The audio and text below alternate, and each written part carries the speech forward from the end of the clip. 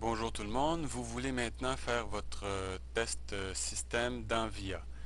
Vous êtes sur la page d'accueil, vous entrez vos coordonnées, c'est-à-dire le numéro d'étudiant.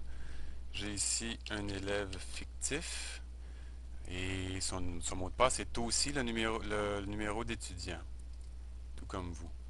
Vous pourrez choisir de conserver en mémoire vos données. Vous arrivez sur cette page.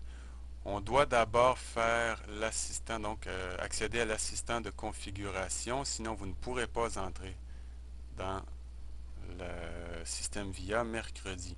Vous cliquez sur débuter les tests. Ça devrait prendre quelques minutes. Je ne le ferai pas au complet. Vous voyez ici que le système travaille. Il vérifie la connexion au serveur. Il va vérifier ensuite tous ces éléments, votre microphone, votre casque d'écoute. Vous devez en avoir un. Et quand ça va bien, donc, vous voyez ce pouce vers le haut. Si vous n'avez pas ça partout, sauf la caméra qui n'est pas essentielle, il faudra me contacter et nous verrons à régler le problème. Donc, je vais me rendre ensuite dans les activités. Une fois que le système sera fait, que le test sera fait, vous pourrez accéder ici à vos activités. Mercredi à 20 heures, on se rencontre et vous entrez d'abord ici.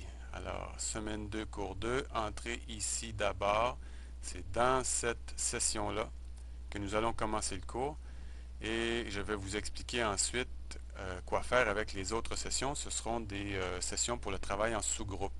Donc, vous devriez avoir une seule équipe de travail, A, B, C ou D, et ensuite, vous allez déterminer ensemble qui sera expert de la partie 1, de la partie 2, de la partie 3 ou de la partie 4.